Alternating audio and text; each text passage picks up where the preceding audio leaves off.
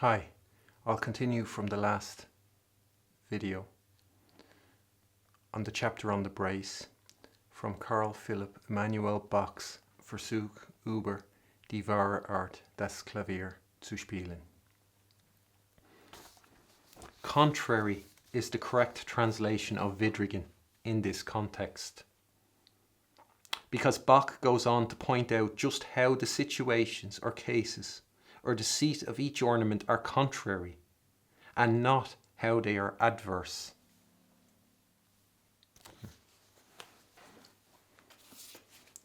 Denn indem der prallende Doppelschlag allein nach einer fallenden Sekunde und anders nicht gebraucht werden kann, wobei alle Zeit eine Schleifung ist, so sind just dieses Intervall in derselben Bewegung und die geschleiften Noten überhaupt die einzigen möglichen Hindernisse, diesen geschnellten Doppelschlag anzubringen. Bei Figur 69 finden wir sein Zeichen A, seine Gestalt in der Ausführung B und einige Fälle, wobei er statt hat C. Er kommt also im Anfange und in der Mitte, vor einem Gange und Sprunge, aber nicht über einer Schlussnote vor, wenn sie auch kurz abgefertigt werden sollte. Man kann hierbei mit anmerken, dass bei diesen Exempeln außer dem Klavier das Zeichen des Trillers und bei den Klaviersachen das einfache Zeichen des Doppelschlags zu stehen pflegt.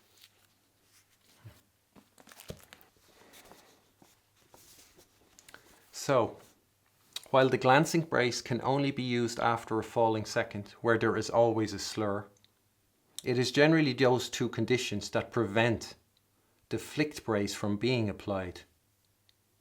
The interval in the same movement, falling or going down a second, and the slur. Bach calls them on a general basis the only possible obstacles, die einzigen möglichen Hindernisse. Now, regardless of which note one wants to call the falling second, whether you want to understand it like Bärenreiter or like me, as being the first or the second note, as being determined by the following note or the preceding note, the notated example at which both Bärenreiter and myself will be looking, at where Bach says the glancing brace can be used, will be one and the same. And here it is. We see the sign of the glancing brace written in over the G. We see the A appoggiatura before the G and the slur sign, the bow, joining those two notes together. And finally, we see between them a downward progression spanning the interval of a second. So, if one was to erase there the sign of the glancing brace and replace it with the sign of the flicked brace, one would be putting that flicked brace ornament in exactly that situation that Bach is basically saying doesn't work at all. He's basically saying, if there's a situation that'll prevent you from being able to apply the flicked brace, or in other words, that'll stop the flicked brace from having the very same luster or brilliance of a glancing brace, then it's that one. Incidentally, the in other words comes about when one includes and connects all that is being said. So he said, you get the exact same glance or brilliance from the flicked brace as you do from the glancing brace. So when Bach says it doesn't work, the obstacles to performing that flick brace, one could maybe like assume or think he does not mean that one cannot play those notes in that order or sequence, because you can. ornaments are not just playing notes. There's a quality that needs to be achieved with the ornament. And he's talking about the quality. He's not saying that those notes can't be played in that situation. He's saying the flicked brace can't be achieved in that situation. So the other words, so it'll stop the flicked brace from having the very same luster or brilliance of a glancing brace. Therefore, while he calls both ornaments a type of glancing brace that have in common the brilliance or luster or glance, the only situation in which the actual glancing brace works is contrary to the situations that work for the flicked brace. It all ties together, or not, as the case may be. Because if one was to take Edition Schott or E.B. Schwickert, or the Associated Board of the Royal Schools of Music approved Walter Niemann's version of the glancing brace, that is, the Roll of Honours version with the first note of the compound ornament tied to the preceding note, and compare its notation in the execution to how the notation of the execution would look if a flicked brace were in its place, what we would see would be that the sequence of the struck notes for the two versions is exactly the same.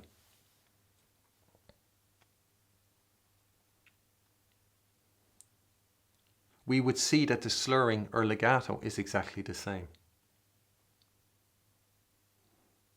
How can it be that in that situation with the glancing brace, that common to both luster or brilliance or glance can be achieved, but with the flicked brace, the luster or the brilliance or the glance, according to Bach, can't be achieved?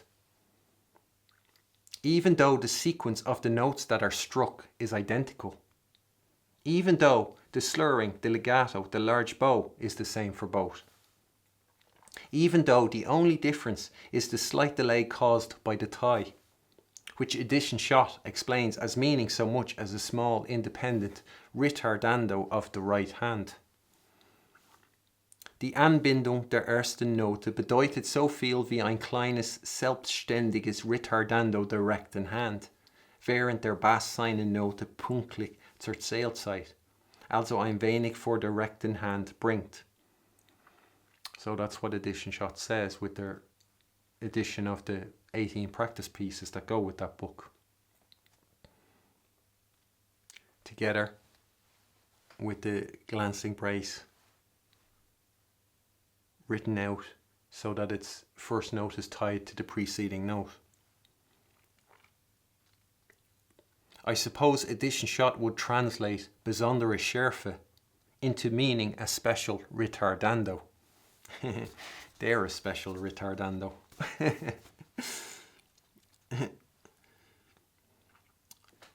So let's say the Roll of Honour is right, although I'm not going to pretend for a second that they are, because this is the point that digs them up only to bury them again. And it must be around point number 13 at this stage. But let's say for argument's sake they are right, and their Bach is the true Bach, or that they know Bach better than Bach knows himself, and their version of the glancing brace is the correct version. Then that would be a question for der Bach, wouldn't it?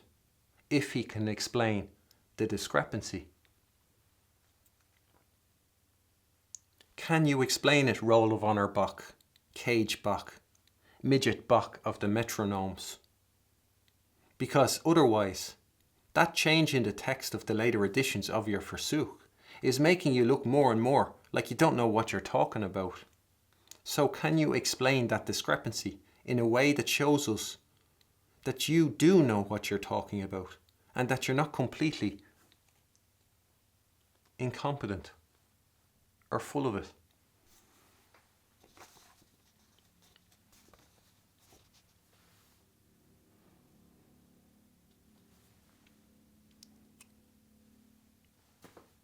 Eden is a place where the one true God stands above all things. Harmony presides. The perfect and the imperfect exist in complete, in perfect balance. Weak and strong. Dark and light. All those, they're all in balance.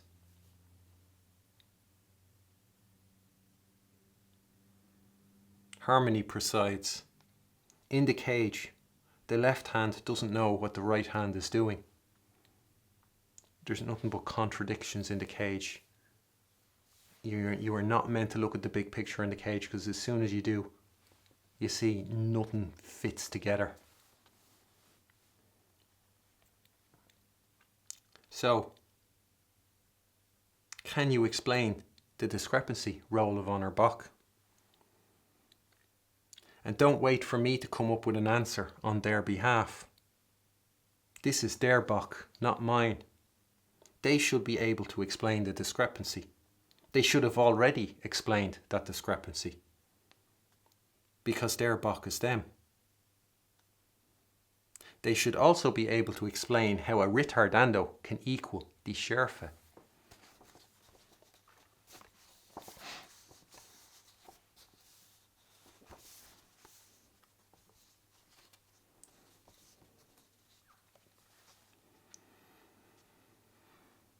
And for those who don't want to believe that the Roll of Honour are as bad as I say they are, I'm sure you're sure that they did notice this and contemplate it before they came out with their conclusion and made it official. Before they held their talks and wrote their books and gave their master classes and all, and designed their university courses. That they are and will be able to explain the discrepancy, even though I'll bet not one of them has ever addressed it or noticed it. And also that the Roll of Honour professors, whether they're connected with the associated board or not,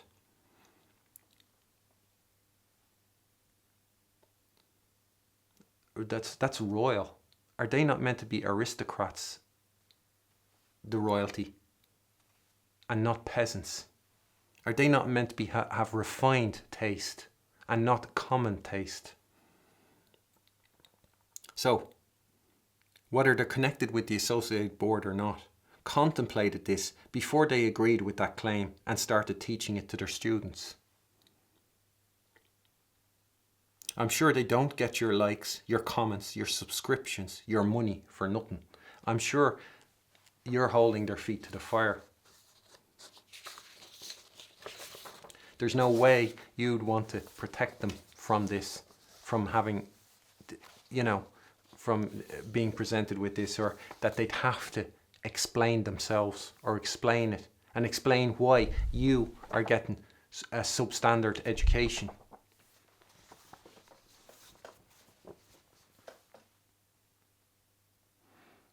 My Bach, the one who wrote the example you're looking at on the screen, the one who wrote the 1753 text of the first edition, the collaborator, or perhaps the driving force behind this channel, doesn't have to address that discrepancy, because that discrepancy doesn't exist.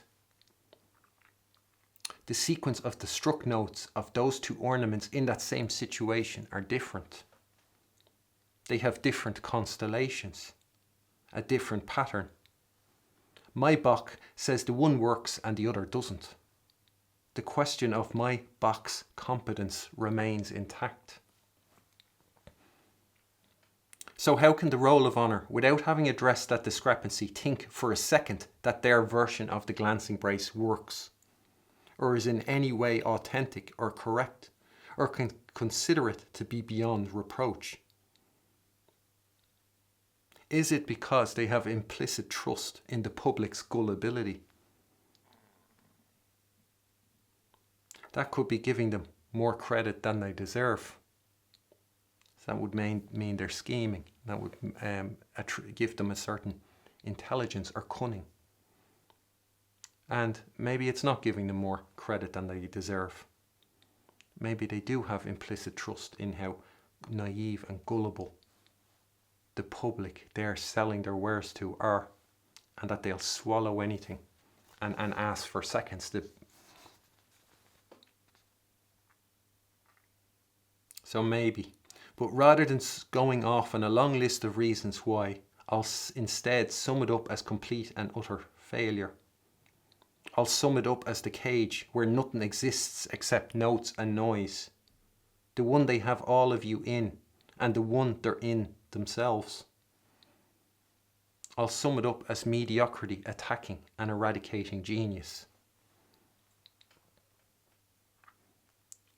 But, you know, on the one hand I say to bring it to them, but bring this to them, and you'll see that like anything caged, they'll have nowhere to go, and no other option than to turn on you and then turn on each other.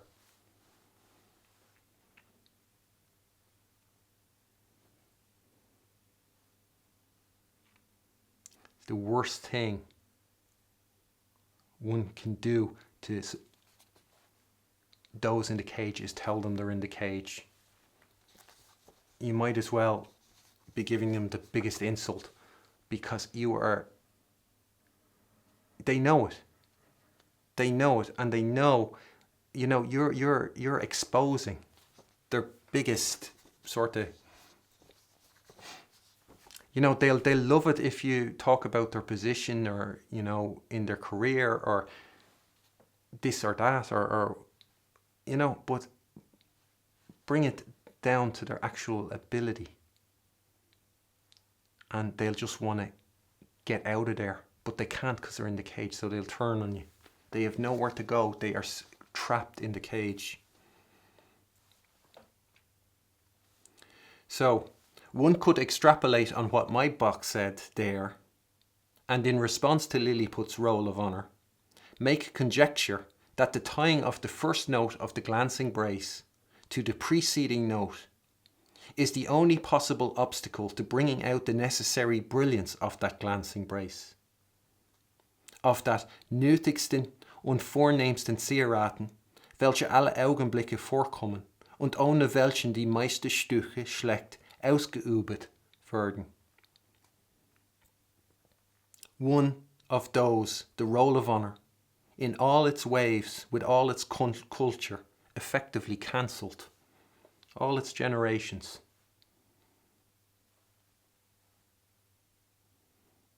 That conjecture, by extension, could also be applied to the plural.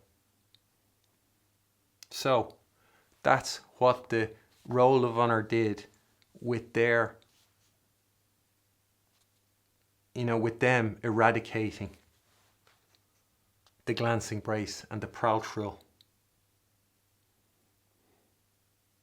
That doing that, they put there an obstacle, the only possible obstacle to bringing out the necessary brilliance. So they effectively eliminated the glance, the brilliance from the music of Bach, Mozart, Beethoven.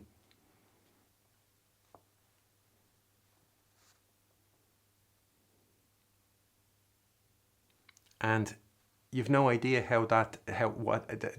the false perception, you know, that has a knock-on effect. The wrong picture, the wrong piece creates the wrong picture, and so the perception of the music is all wrong.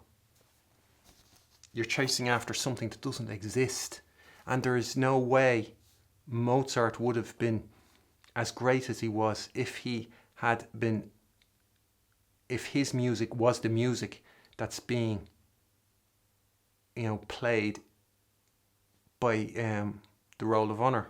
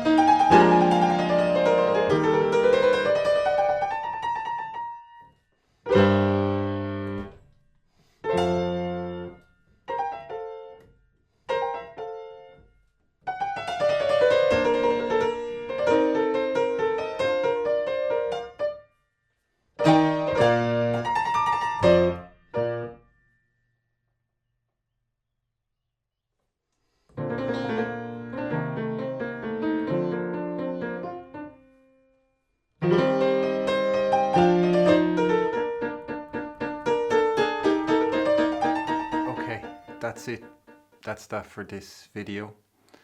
And I'll pick up where I left off in the next. Thanks. Bye.